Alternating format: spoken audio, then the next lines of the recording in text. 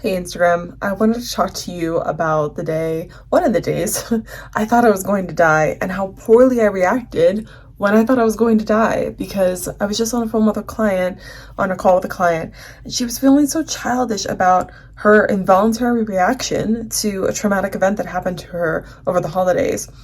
And she was feeling like she should have reacted better, that it's childish and overreactive response. However, something about our involuntary reactions that sucks is that we can't help it. So I'm going to tell you about mine. It was my last day at this job in Denver. It was in downtown Denver. And I was working at my desk. I hated that job. It's a very quiet, very peaceful area of downtown. And all of a sudden, this big boom noise happened, just gigantic noise. I've heard very few things were that loud in my life. Shook the whole building. I remember the building shaking. I remember my keyboard started shaking underneath my desk. It was just insane. So gigantic boom. And that sounds, now that I'm talking about it, sounds obviously like an explosion. But at the time, I just remember freezing. I remember just being like, I don't even remember thoughts. I just remember feeling like I couldn't move and maybe thinking, what the fuck was that? What happened?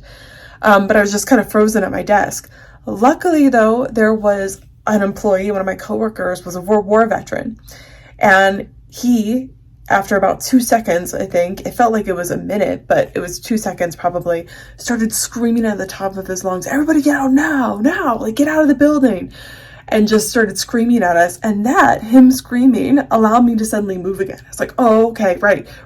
And he had put together what I had not, that an explosion had just gone off.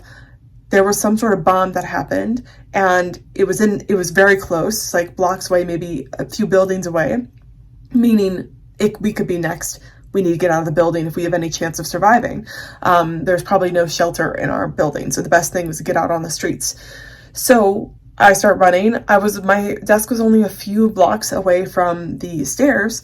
So I run towards the stairs, or not a few blocks, a few feet from the stairs. So I run to the stairs, but then I remember thinking, wait, I might die. Like, this might be it. How will my family know that I die? How will my boyfriend know that I died? So I twisted back, grabbed my phone, leaped over, grabbed my phone, and then went to the stairs, which is kind of stupid because, in hindsight, a bomb could have gone off at any moment. I only had seconds to get out of the building, maybe not even that. So to risk it for my phone to contact my family, which if I really had died, they probably could have deduced what happened to me because my boyfriend knew I was at work in Denver that day. He could have looked it up, the explosion. But anyway, I still was like, no, I need to contact them. I need to have my phone. So I risked my life for my phone. And then I bolted down the stairs after my coworkers. After that, what happened was I got outside, spilled out on the streets with my coworkers, and I just see this black smoke billowing over the rooftops of the building with what it looked like it was a few blocks away, just tons of black smoke. And then I remember just looking to the sky, seeing if I could see planes that were dropping bombs. That's what I thought, literally, that there was a terrorist attack happening and that people were dropping bombs on the city of Denver for some reason. That's what I thought was going on. Later, what we found out was that it was actually a gas explosion, and a whole house had literally exploded about 2 blocks or less from our building. I got to see the house too. It was just completely obliterated. It was horrifying to see. The point of that story, though, is that I did not react well. I just froze. The only reason I was able to move, I think, was because my coworker started shouting things. He shouted action items at us, and that got me thinking, oh, I should move, because after he started thinking that, started shouting that, I'm like, oh my god, yeah, a bomb has gone off, oh my goodness. That's when I was able to suddenly snap out of it. If he hadn't been there, if no one had started screaming at the top of their lungs to get out of the building, I likely would have just sat there, at least for another minute, because I didn't know what to do. I was in shock. I was going through a freeze response. I could not think. There was nothing going on in my head. It was just completely, boop, I'm done. That's what your nervous system does sometimes, right? It's either you fight, you run, or you freeze. And I was unfortunately the freezing type. When you're going through those things, though, just like when you're going through a trigger or you're wanting to binge, you are going through an automatic response. And the reason my coworker was able to actually know what to do in that moment is because he had to have years of training and experience in those types of situations. So he was able to react on his feet, unlike any of us. And also, something that we don't even think about is that maybe he's just a better reactor. Maybe he's just better at handling high stress situations. I've been in other situations that were dangerous, that needed quick thinking. I've gotten better as I've experienced more of them. But in a lot of those situations, I was the person that just like shut down. And that's unfortunate. I could judge myself for that, but it's really not anything I could help. It's probably not anything you can help too if you're like that.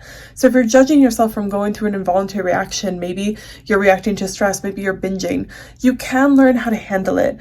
But what you don't need in that moment is judgment and shame and feeling like it's childish. It's just going to make it worse, and it's going to make you not want to figure out how to tolerate those emotions and figure out what to do in those scenarios. It's really just going to make you avoid it altogether.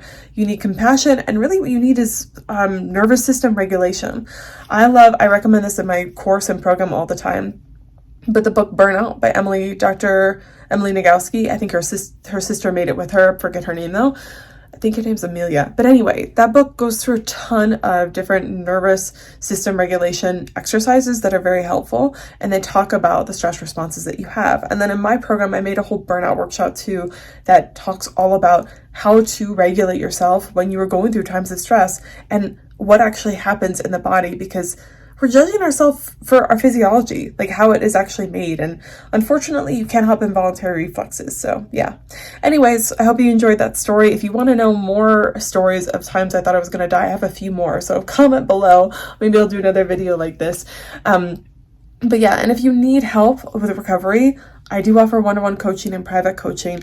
I sometimes sit on calls with people and help them move through an emotion. So I talk sometimes about deep things with people that bring up a lot of stress response.